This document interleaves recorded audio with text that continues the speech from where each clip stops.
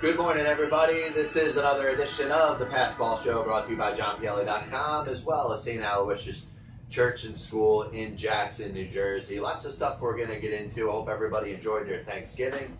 Obviously, a big weekend for everybody where they get the multiple days off, the time, the opportunity to spend some time with their family.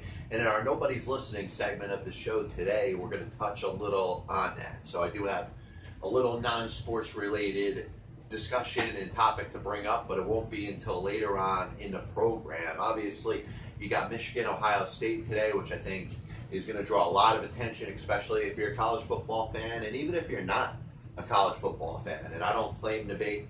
I don't claim to know everything about college football. I understand its history, but anybody that understands part of what makes the history of college football what it is understands Michigan, Ohio State, understands on every given year that Michigan, Ohio State, doesn't matter how good the two teams are, it's something that's worth watching. And in a rare occurrence, if you look back at the amount of times that Ohio State has won in a row, the amount of times they've been favorited over Michigan in consecutive years, it looks like Michigan has a little bit of an advantage, at least on paper, but it's something we'll discuss a little bit more down the road.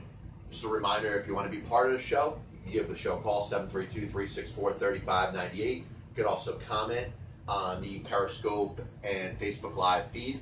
Anything that's on your mind in the world of baseball, sports, and unifying America. I was thinking about this the other day, and I think it's a very interesting topic to bring up because we can talk about the evolution of sports. And think about it, you understand the position of an owner of a particular franchise, somebody that owns a sports team, whether it's a football team, whether it's a baseball team, hockey, basketball. You could go anywhere along the lines. In order to do that, you need capital. In order to do that, you need to be accomplished, or at least come out and say, hey, I'm a rich man or a woman, and I could throw this amount of money out there to own the franchise. And if you go back years, you could go back 20, 30, 40, 50, 100 years, we were down to just a certain amount of people that could be capable of owning. And if you own a franchise, you obviously have to be very successful. It could be second generation. Your father could have had a lot of money, and because of that, you inherit a company and have the ability to run an organization. Now, you could have success outside of sports. Look at a guy like Mike Ilitch. You look at several different owners that have had success in different types of careers and owning products and being revolutionary in things that we do in America that, on an everyday basis. Because of that, you're able to make a lot of money. You could win a lottery. You could play your Powerball jackpot and come out with $1 billion like we had a couple weeks ago and use that money to own a sports franchise. But the one thing that had stayed away, and one thing that was hard to judge, was could a player perhaps someday own a sports team? And it wasn't that long ago that the answer was no. You remember baseball and all the years that it dealt with the reserve clause, and players were essentially enslaved to the owners and were pretty much property of the owners. The owners can sign you to a one-year contract with an option for the next year. It kept the instances of long-term contracts very minuscule. And because of that, players were owned by the owners. As we hit the opening point of the Passball Show today, lots of other topics we're going to get into in the world of baseball, sports, and unifying America. So now we watch as baseball and football and basketball starts to compensate their players. Now, the general public, for the most part, believes that players are overcompensated because they're playing just a game. The fact that they're not putting their lives, for the most part, in harm's way and are being compensated very, very positively for just playing a game. But we have to understand that it is a form of entertainment. The entertainment exists, whether it's a movie star, whether it's a singer, whether it's a rap group, or anybody that is providing entertainment has the ability to be compensated. And remember, who is it that ends up compensating these people? For the most part, it's their fans. The fans that show up at the ballpark, the fans that go to the concerts, the fans that every time Tom Cruise has a movie go to the box office and make sure that they watch the movie multiple times. So in the end, the compensation is coming from the fans, and it's a certain value that's understood, that if somebody's out in the spotlight, if somebody is worthy of attention and has drawn enough fans, then in the end they should be compensated a certain amount. So we've watched as things have changed over the last several years, and now you look at players making $20-30 million a year, and now they're in a position where they have a chance to transcend the sport, not just for what they do on the court or on the field, but how they can control the sport down the road. And I'm hoping that more people will, over time, do what Derek Jeter did. Derek Jeter took over as one of the principal owners of the Miami Marlins. LeBron James, when he's done playing basketball, I hope he owns an NBA basketball team. Because you're looking at something that for years has been controlled by business owners, and part of their owning of their particular business is a sports team. And it's almost like they own a sports team on the side. And I'll talk a little bit about Bob McNair, the late Bob McNair, in a little bit. But there's many examples of owners in professional sports that are just accomplished businessmen that think it's a good business decision if they just pick up and own a professional sports team. And what that does is that creates a little bit of a divide between the players and then the owner. The owner is looked at as the boss. And that person may not know that much about a particular sport, but in the end, they're judged as the person that is their owner. And the owner can have multiple different meanings. We could talk about owners and saying that you're a piece of property, or you are you are just kind of looked over. But one of the things that you never talk about is the impact of the players on the organization from an ownership standpoint. And if you understand what I'm saying, because you have the owner, and the owner is millions and millions and millions, and in some cases billions and billions of dollars more accomplished than the player. So if we've looked at something that's changed, where the amount of money that the players are being made, and if a player decides through their accomplished career that they're going to save their money properly, they're going to pick up extra revenue when it comes to endorsements, then they should have that capital where they have the ability to go out there and buy a team. And I would expect to see more accomplished players in all the major sports step up and start purchasing shares of teams. And in some cases, if you're a LeBron James or a Derek Jeter, if you're accomplished enough where you have that type of money where you can buy an entire franchise, go out there and do it. Because I really do think it's time that sports changed as they gravitated away from successful businessmen and women that we've seen throughout the country. You own this, you own that, you have stock in this, you have stock in that, and because of that, you have millions and millions, and in some cases billions of dollars. Now I think it's time that the athletes are finally being compensated, $30 million, $20 million a year. You add that up over the course of 4 or 5 years, you have a 10-year career, you have a chance to make a couple billion over the course of your playing career if you add endorsements with it. So why not? Instead of going out there and doing the cliche, doing the regular general thing that athletes like to do when they're done playing. All right, yeah, I'm going to go coach. Well, listen, there's nothing wrong with going out there and coaching. There's nothing wrong with, impacting the youth. You have a little bit of a training facility that you set up, and you teach some younger kids how to play at a particular sport. They had the opportunity to play for a series of years. But what about thinking outside of the box? What about taking that next step and impact that sport going forward? Because we're not really seeing it that much. And athletes are being compensated way more than they ever have been before. And I would think that more athletes would step up, some while they're playing perhaps, but mostly when they're done playing, when their bankrolls are sitting there, when they're looking at the amount of money that they've accomplished over the course of a long career. If you have a Hall of Fame career now in the world of professional sports, baseball, football, basketball, even hockey to a certain extent, if you're a Hall of Famer now, the amount of money that you could have generated over the course of your career, if you invested it wisely and just held on to some of it and lived within your means, you should certainly be able to buy a professional sports team. So why aren't there more ex-players purchasing sports teams? And I don't know if it's maybe a little bit of a bureaucracy of the owners that exist there. The owners that are all stuck together may not want to vote in a former player to become an owner, and may look at themselves, say, hey, for the series and series of business owners that have existed for years, if we bring in one player, it may impact the future of other business owners having the opportunity to own a franchise. But I'd rather have that discussion going. I'd rather have that out in the general public saying that, you know what, business owners want the opportunity, the first dibs, to own a professional sports franchise. And I want to see more players step up to say, you know what, because of the amount of money that I've generated over the course of my career, whether it's through my pay, through my endorsements, I put that money aside. I should throw my hat in the ring and have the opportunity to own a sports franchise as well.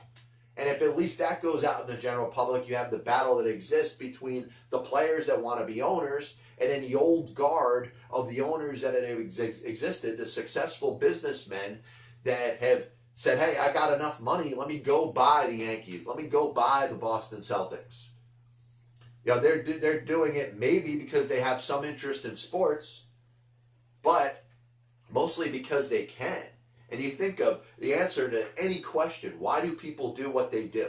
And it could be anything. It could be devious, it could be positive. Why do people do what they do? The answer is because they can. And business owners have the extra money. They have the ability to go out there and buy a sports franchise if they want to. But now, in 2018, we have a generation of players that, if they save their money properly, have the amount of money that the owners have. So why not take advantage of it? Why not see LeBron James own an NBA team? Why not see Drew Brees or Tom Brady or Cam Newton own an NFL football team? Why not see Barry Bonds or Alex Rodriguez own a Major League Baseball team? We're seeing Derek Jeter do it. I think it's time that we see players take that next step, because for years they felt that it wasn't possible. Certainly in the days of the reserve clause and the days where players as athletes were property of the respective teams that they belonged to, they didn't think it was possible. Now, from a financial standpoint that it is possible, I think it's time that more players stepped up and tried to own professional sports franchises. This copyright and broadcast is authorized under internet rights granted by the World Wide Web and is solely for entertainment of our audience. Any publication, reproduction, or other use of the pictures, descriptions, and accounts of this show without the express written consent of the Passball Show, JohnPLA.com, and John PLA LLC is prohibited. Any commercial or other use of the program, such as by charging admission for its showing, is similarly prohibited. So you had the match play yesterday between Tiger and Phil. And certainly if you're going to pick two golfers, at least contemporary golfers, obviously you could go back to the days of the Ben Hogans and the Bobby Joneses and the Sam Sneads and the Arnold Palmers and the Jack Nicklauses, and talk about, let's say, a fantasy matchup of two golfers going out there playing 18 holes against each other. And I was very interested to see how this would turn out, because if you think of match play in golf, sometimes we think of it when it comes to the majors as you're going down that final nine, that back nine of the last round of a major tournament, and you got two players that are neck and neck with each other. You almost get the equivalence of a little bit of match play. It's that person's best against that other person's best, and it's probably going to come down to the two of them in regards to whoever's going to win this particular tournament. So you watched Tiger yesterday, if you got the pay-per-view of that, against Phil Mickelson, and it probably could not have turned out any better. From a rating standpoint, a lot of people were drawn in because they were neck and neck, and it wasn't one player having a great round of golf against another player that's having a lousy round of golf. And you were talking about two of the best players to ever play the game. What do you got between them? Are you talking about 19 majors between them? I think Tiger's got 15, Phil's got 4. You're talking about two players that, if you think about golf, the word golf is, or the sport of golf is thrown out there, those are names that come up in the discussion, because just about everybody, you don't have to be a golf fan to know who Tiger Woods is. And you probably don't need to be a golf fan to know who Phil Mickelson is. So the fact that you're looking at two of the best of this generation, two of the best of perhaps the last couple generations, going up against each other, mano a mano. And you almost think of Happy Gilmore, Shooter McGavin, going up against Happy Gilmore in that last round.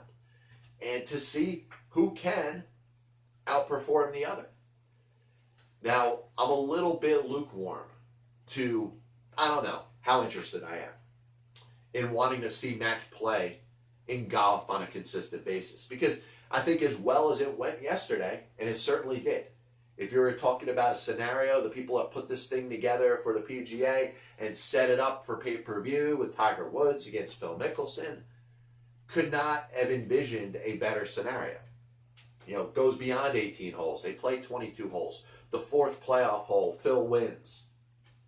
And $9 million goes to Phil Mickelson as opposed to Tiger Woods. Tiger Woods comes out of it with nothing. But what Tiger Woods comes out of it with is a bunch of golf fans are going to believe that he's got the ability to win another major or two over the course of his career. He might very well win another 2 or 3 majors in his lifetime. That being said, you watched it.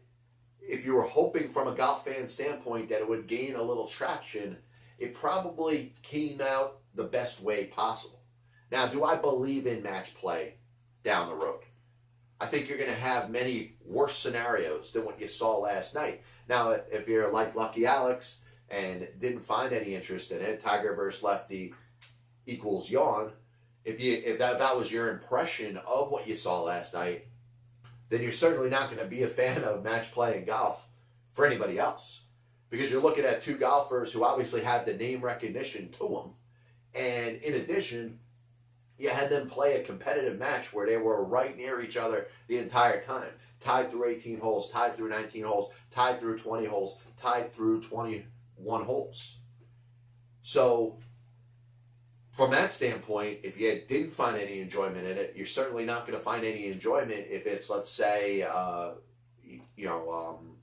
Rory McIlroy against Jordan Spieth, and one of them is ridiculously ahead of the other. 5 strokes ahead through 10 holes certainly is not going to, increase the entertainment value as you're trying to finish off a particular tournament. But, I'm lukewarm on it. I think it's interesting. I mean, I would expect golf to probably try this again. Maybe a different pairing. I don't know. Maybe Tiger versus somebody else. Maybe Phil versus somebody else. Phil won. Maybe he gets a chance to pick his next opponent. I don't know. But I do look at golf, and I've looked at golf objectively for a number of years. And I've grown a little more in favor of it as the years have gone by. I do think the money, standpoint and the major tournaments are a big deal. And Lucky Alex, I'll tell you, I'm right on with this, and this is actually what I was getting into. If you have golfers playing with their own money at stake, it's like that whole playing Monopoly with real cash type of thing. I think it would be outstanding. I really do. Now, you want to say, hey, I'll take my own money and donate it to charity. That's all right. I mean, I'm okay with that. Let's say a $9-10 million purse out of your own pocket. The winner. The winner takes the other $10 million from that other player and donates it to charity. I'm okay with that. But I think it does raise the level up a little bit. You don't say, hey, here's $9 million that was generated, and you'll throw it towards the winner. Absolutely. I would love to see, especially in any sort of pay-per-view event. Even if you think of, let's say, a Floyd Mayweather and a Conor McGregor, when they were going at it, in pay-per-view, we kind of knew what the result was going to be because it was a boxing match, and Floyd Mayweather was very well trained and understood, how to keep his body in shape in regards to stamina and kind of be ready for the war as opposed to the battle of the war when it came to an individual round. He was able to, from a stamina standpoint, fight off Conor McGregor to a point where he knew in round 7, round 8, he'd be tired. But how much more money could that have generated if that was 25 to 50 million that each one of those fighters were put into the middle? I mean, I find that fascinating. Now, going back to a point where maybe before we were talking about owners, coming from players or players becoming owners, you need to have that money to be able to put down. I'm not expecting somebody to take every last penny out of their savings and checking account and saying, hey, if I lose this, I'm going to lose everything. No, you'd want it to be amongst accomplished enough athletes that could handle the loss of $10 million. And those players that are involved in a particular event would be set up that, hey, if they did lose, their life wouldn't be over. And we talk about degenerate gamblers all the time because this show gets into the discussion about different types of gambling. And I always bet on football, and I bet on this, and I bet on that. But there are people that get too much involved. They're in too deep when it comes to gambling and end up spending too much money and impacting their own life. And, it's just sad to see that somebody could enjoy betting on sports and have a good time with it, and all of a sudden feel the need to bet on every single thing. And when they do that, they compound their bets on top of each other. All of a sudden they're not making their rent payment. All of a sudden they're not paying their bills. Their spouse is pretty upset with them. Maybe they're going through a divorce now because of it. And it just sends their life down the tube. That's not what gambling was sent out to do. And I would expect that on a pay-per-view event for two people to get together and compete in some sort of match play to throw their own money out there that they don't necessarily have. Tiger Woods, Phil Mickelson, I'm sure they both can pony up $9 million to throw into the center or throw onto the green to go at it for 18 holes. I'm sure Conor McGregor and Floyd Mayweather can throw $25 to $30 million in the middle of a ring and say, hey, the winner gets all. But I don't expect it on a smaller scale. I don't expect even thousands of dollars for people that don't have that type of money to be able to do it. Just a reminder that Castrol provides maximum protection against viscosity and thermal breakdown. We're going to do NFL picks in a little bit, and then we got Nobody's Listening segment, which we're going to finish off a little bit later on. But, I did want to talk about the passing of Bob McNair, longtime owner of the Houston Texans. Before that, he was involved in a hierarchy of the Houston Oilers. And we started a show today by talking about the ability that players could have down the road to own a particular sports franchise. And Bob McNair, of course, the owner of the Houston Texans, really one of the people that saw enough in Houston as a city in Texas. Of course, losing the Oilers just a couple of years before when they moved to Tennessee, to really get himself involved and getting a team back to Houston. So I think there's many people that are going to be very grateful for him for what he was able to do. I think of a guy like Earl Campbell, went to the University of Texas, played his entire career for the Houston Oilers. Earl Campbell, being a Texas guy, being a Houston guy, is more likely to root for the Houston Texans now that they got a team there than for the Tennessee Titans, the Houston Oilers who moved to Tennessee. So he was committed, of course, to bringing the NFL back and an NFL team back, and he formed what was called Houston NFL Holdings in 1998. And the NFL announced that there was going to be a 30-second franchise, and it had been awarded to McNair. And, of course, the rest has been history. So from a Houston fan standpoint, a Houston Texans fan, even an old Houston Oiler fan, owes a lot of debt and gratitude to Bob McNair. Now, that being said, there have been some negativity or a little bit of negativity drawn towards Bob McNair. His views, which he's entitled to his own. He certainly has the right and ability to, if he wants to, feel a certain way.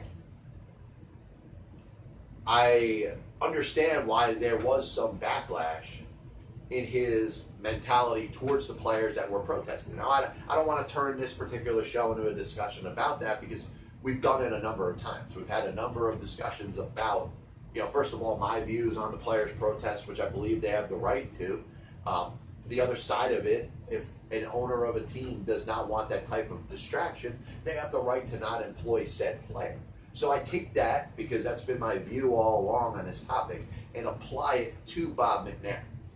Bob McNair, as the owner, has the right to employ what type of players he wants. Now, I can make a case about Bob McNair that maybe he was not necessarily feeling or could relate to what his players were going through. And I do think that's an important point that has to be brought up. And Bob McNair to essentially say, hey, if a player kneels during the national anthem, I don't want them on my team. That may speak to the guy maybe not understanding enough of exactly what the protests were for and what it meant, not just to the athletes that were playing, but to the National Football League. That being said, Bob McNair is going to be remembered as a very big figure in the history of Houston sports.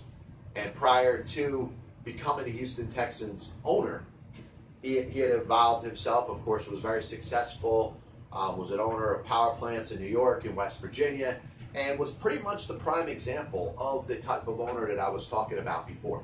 The owner that was successful outside of the world of sports and decided he was going to get his hands in and become an owner of a particular sports team. And he did that. But now, in the day and age that we live in, players have the ability to be more vocal. And they have the ability to be more vocal because they are being compensated way more than they were before. So I expect to see, and I should see, down the road, if not immediately, more players stepping up and becoming involved in ownership groups.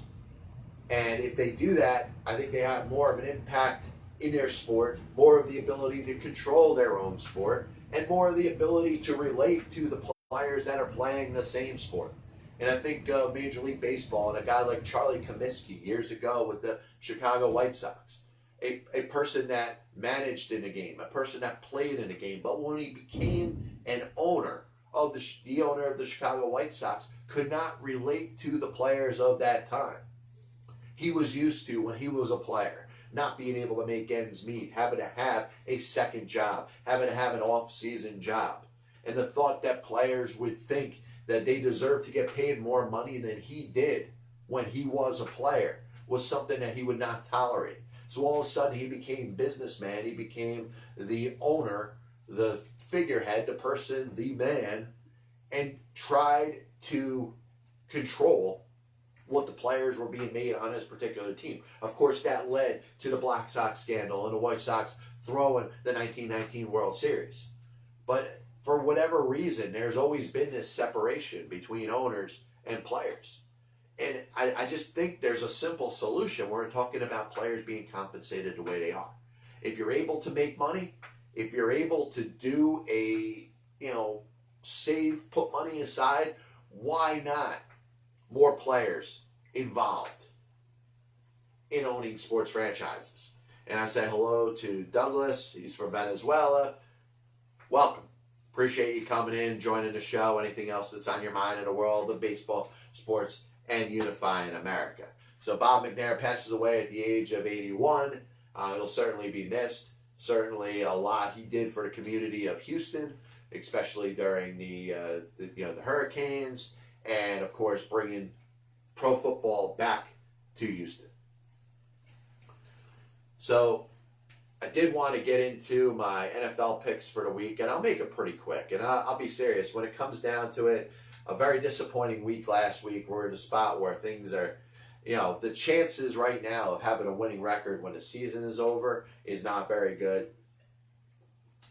And I looked at my week last week when it came to Sunday, and going 1-4 really kind of demotivated me when it came to picking the games this weekend. Of course, I could put some money down on Michigan, Ohio State. Be interesting to watch. A couple more hours, I'll be glued to the TV watching that game. But, when it comes down to it, I think of some of the games that are going on this weekend, because you have a series of teams that are kind of in the middle of the pack when it comes down to it. And teams like, if you watch the Atlanta Falcons, probably their loss to New Orleans probably put them outside of the playoff contention. If they were going to go out there and win every single game that impacts them the rest of the year, maybe they'll have a little bit of a chance, but it's probably not looking too good for them. You got the Philadelphia Eagles, who are in a tough spot as they're playing this weekend against the Giants. Now, a loss to the Giants will put the Eagles in a very similar situation where they'd have to win out if they're looking to get into the playoffs. The team that won the Super Bowl last year, all of a sudden it's not looking so good. And you look at what happened with Dallas beating Washington. Now all of a sudden they're in a tie, both at 6-5 in the NFC East. So what's interesting to me is how teams are going to approach these next couple games. And I always said, when it comes to betting on professional sports, especially in football, the games get a little bit easier to pick as the year goes on. Now, I would expect to win more games or be able to predict more winners based off the point spread now than I would in week number 1 or week number 2.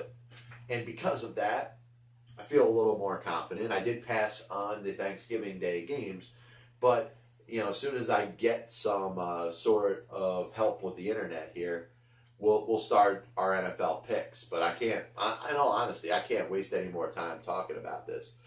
But I do want to get up on my computer screen the frickin' spreads.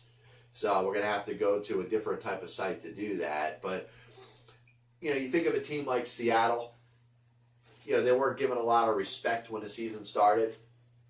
And all of a sudden they're in the mix. And you're looking at a series of teams that are certainly, when it comes to the NFC, have a very good chance of doing the things that they're doing. And if you think of... And I apologize for the inconvenience. I'm sorry. The first couple sites I tried to click on didn't necessarily get the job done, so I apologize for that. We'll get to it in a little bit when we do NFL picks. So hopefully we'll get the games with the lines up here so I can start picking. And we're ready to go. So once again, apologize for the inconvenience. First game that I was interested in picking. And, of course, I don't have the direct lines on me, which is going to do nothing but piss me off. But, hopefully, what is the spread on this one? I don't know, because there you go. We got it. We finally got it. So the Cleveland Browns are heading to Cincinnati, playing the Cincinnati Bengals. The Browns, probably the best 3-6-1 team that we've seen in a long time. And I believe that this is a team that should have had a couple more wins, should have certainly won out of their first 3 games, 2 of the 3. And had they done that, they'd be in a very good situation, in a very good spot to get themselves into the playoffs.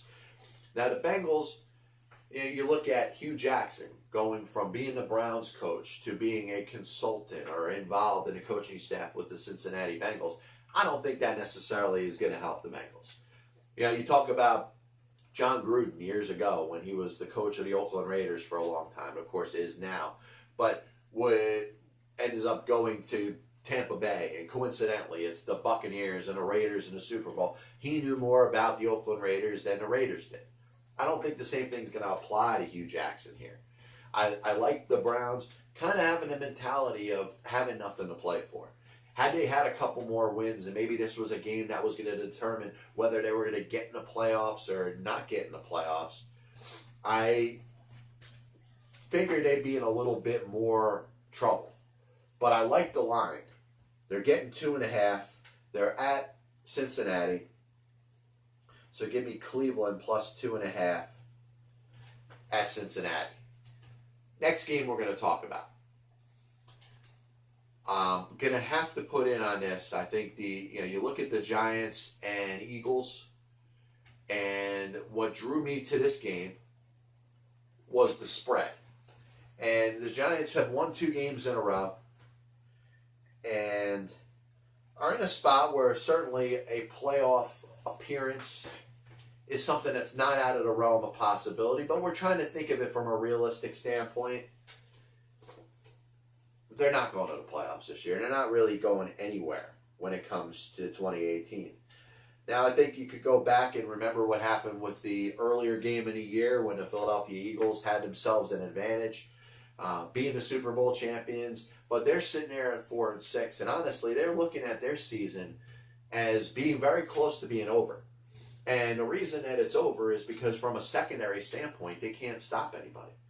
And I understand when they're playing the likes of New Orleans, you'd expect it to be a big deal. If you're playing the offense of the New York Giants from a defensive standpoint, the Philadelphia Eagles should be able to stop them. Now, that's going to be the question. If you're going to look at who is going to win this particular game, I'm certainly going to want to know. if the Philadelphia Eagles defense and their secondary could stop the New York Giants offense. Because we look at the Giants and we know that the Giants have had a hard time scoring. They've done a little bit of a better job, but they are having, it's almost like what is going to be worse, the Giants offense or the Eagles defense. Now, I'm going to believe in the Giants for this reason. That I think from an offensive standpoint, they're getting a little bit better pass blocking. Saquon Barkley has a very good impact in that offense. Eli Manning is avoiding getting hit. So it's a situation where I could see the Giants at least keeping the Eagles from covering. So give me the Giants +5 at Philadelphia. So the next game I wanted to talk about, you got the New England Patriots traveling to New Jersey to play the New York Jets. Now, the thing that sucks about this, if you're the New York Jets, is you'd probably want to see at some point what Sam Darnold can do against the likes of Tom Brady and the Patriots. Now, there is a possibility, and you're looking at the spread the way it's set. New England favored it by 10. If Tom Brady doesn't play, I mean, what does that do to impact the line of this game? But I'm going to go along the lines of believing that Tom Brady is going to play. And if Josh McCown, who's going to be the quarterback for the New York Jets, was anywhere along the lines of what he was last week, then I think it's going to be a terrible, terrible game for the New York Jets. And I could see this game getting ugly very quick. And I wouldn't be surprised if Bill Belichick and Tom Brady are throwing a couple extra balls down the field late in this game to just kind of, separate themselves from the New York Jets. The Jets certainly in a rebuilding phase, obviously looking forward to the amount of money that's coming off of the cap and their ability to spend in free agency, which I give them credit for. It's going to be a very good offseason. They are certainly in a spot where they're going to be better next year than they are this year. And I look at the Patriots, and I think it's a great opportunity for them, of course, coming off of a tough loss a couple weeks ago to the Tennessee Titans, trying to solidify that division title. Give me the Patriots -10 at the New York Jets. So I'm going to pick two more games here. Another one I think is interesting. I'm going to pick the Monday night game in a little bit. We got Texans, Titans. But before we get into that, I'm going to go with the Seattle Seahawks and Carolina Panthers. Now, both of these teams, when we've seen them play their best, they have looked really good. And if you looked at both the Seahawks, who are at 5-5, and the Carolina Panthers, who are at 6-4, you're thinking that both of them, when they're playing at their best, could be considered legitimate pro football playoff teams. Now the question is, from a week-to-week standpoint, we don't know which one of these teams are going to stand up. Now, the Seahawks, when they've been playing good, you've seen the best out of Russell Wilson. You're seeing a rejuvenated running game. And the Carolina Panthers, who have not played well over the last couple weeks. And this is when it comes down to it. And I'll say, if there's one aspect of gambling when it comes to betting on pro football this year that has worked for me, is when you're betting on a team that's good, that's coming off of a down week, I'm usually doing well. So give me the Carolina Panthers -3.5 at home against the Seattle Seahawks. I think they could cover that spread. You're looking at a team that has struggled, was not good last week, is better than what you saw last week. So give me the last game that I want to pick. You got the Tennessee Titans traveling to Houston to play the Houston Texans. And I've done well on the Monday night games this year. I think I've only lost 1 out of 4 or something like that. And of course, I'm not betting on the winner, I'm betting on the spread. And anytime I've taken the Titans this year against the spread, I haven't lost. So I look at 6.5 that the Titans are getting on the road in Houston. I don't believe too much in that Tennessee was from Houston, so them and the Texans are a rival. I don't believe much into that, but I do believe because they play in the same division, I think there is some seriousness to it. And this game will certainly have some implications on whether the Titans have a chance to make the playoffs this year, but most certainly whether the Houston Texans have a chance to run away with this division. They started out by losing their first 3. They have a chance right now to win their 8th game in a row. And I'm not saying they're not going to be able to do that, but I look at the spread and I see the Titans are getting 6.5. So give me Tennessee plus 6.5 against Houston. And the reason I do that, first of all, if the Titans win, I win the bet. But if you're looking at a 3-point game or a 6-point game or a 5-point game, I can see this game being close. And that's really where I'm standing. So we'll go real quick recap of the picks before we get into Nobody's Listening segment of the show. Cleveland plus 2.5 at Cincinnati. The Giants plus 5 at Philadelphia. New England minus 10 against the Jets. Carolina minus 3.5 against Seattle. And finally, Tennessee on Monday night plus 6.5 against the Houston Texans. So anybody that's tuned into the show for this point, I want to thank you. We're going to get into our one non-sports topic of the day, which we like to call Nobody's Listening. And, of course, it's brought to you by JohnPielli.com as well as St. Aloysius Church and School in Jackson, New Jersey. Before we get into that, I want to remind everybody that this is the famous Budweiser beer. We know of no brand produced by any other brewer that costs so much to brew and age. Our exclusive Beechwood aging produces a taste, a smoothness, and drinkability you will find in no beer at any cost. So I talked a little bit about Thanksgiving the other day and how people tend to want to discuss amongst other people how much of an inconvenience it is for them when it comes to, oh, I got to prepare all this food, oh, I got to pick up people from the airport. And you figure in a time where everybody will be thankful for what it is that they have and will be happy to see their relatives, you wouldn't see that in this day and age. But 2018 doesn't surprise me. The one thing that continues to frustrate me and has frustrated me for a series of years is this thought about going out there and starting your shopping as soon as possible. Black Friday is set up to where it's almost a national holiday by itself. From a business standpoint, just about everybody is off from work. It's almost a free day for just about anybody in a 9-to-5 business world. You have off on Thanksgiving, you have that Friday off. Very few people that work Monday through Friday, 9 to 5, have to work on the Friday after Thanksgiving. All very good reasons to stay home and enjoy your family on Thanksgiving. Now you got the likes of the Walmarts and the Kohl's and the businesses from their standpoint thinking that they got an opportunity to hit this untapped market with nobody shopping on Thanksgiving. So they decide to offer these ridiculous deals and have all this product in the back to be launched out for people that are going to wait in raves and droves to get. And you're basically saying F you to those people's families. You're basically telling people that their families should not mean anything. You're basically telling them that there's got to come a certain point where we're going to have to choose between the company of their own family on a holiday like Thanksgiving and going out there and saving themselves a couple bucks. So first of all, shame on the retailers. Shame on those retailers that are only able to offer those type of prices and that type of pricing on Thanksgiving. And also, shame on everybody that decides they're going to leave their family's dinner table and go out there and shop for Christmas on Thanksgiving. Now, the only way to stop this would be for people to say, I don't care about how good your deals are, I'm going to spend Thanksgiving with my family. The problem is there are way too many people that are thinking of it as such a positive of the amount of money that they're willing to save.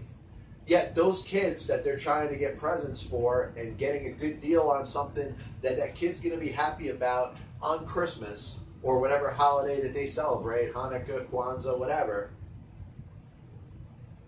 they're going to have to answer their kid's question of why did you leave in the middle of dinner on Thanksgiving? And I don't think it's right. And I think if more people would understand the importance of the holiday of Thanksgiving and what it means to those that are around them, you would expect to see less and less people leaving their house on Thanksgiving. Now, listen, you could be like me and forget the sugar for the cranberry sauce and have to go somewhere and find a place that happens to be open on Thanksgiving in the morning for a couple minutes. But I promise you, I didn't get up in the middle of Thanksgiving dinner to go to Walmart to get something that's stashed in the back of a warehouse.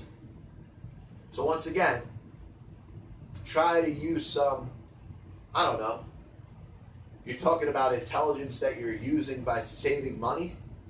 How about using some intelligence of your brain to understand what the most important thing is? And that should be to the loved ones that are around you. And if there's one holiday each year that you could take to remember how much everybody that's close to you should mean and means, it's Thanksgiving.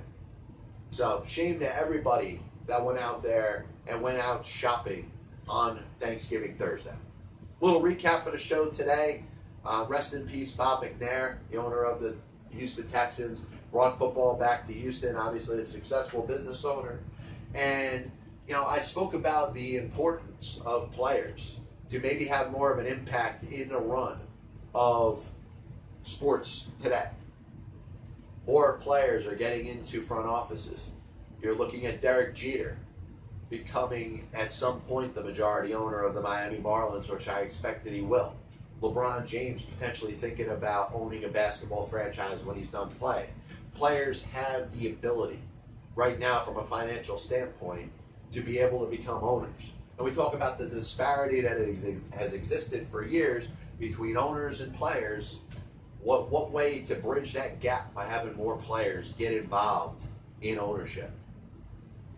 You got the match play between Tiger and Phil the other day. Good for the sport, but I'm not so sure it's something that I'd expect to see more and more of. And if you're going to do it, put the players' own money behind it, even if that goes to charity. You got the NFL picks were up there. Obviously, nobody's listening segment. We just talked about leaving your family, abandoning your family at the Thanksgiving dinner table just so you could go get a couple deals at Walmart.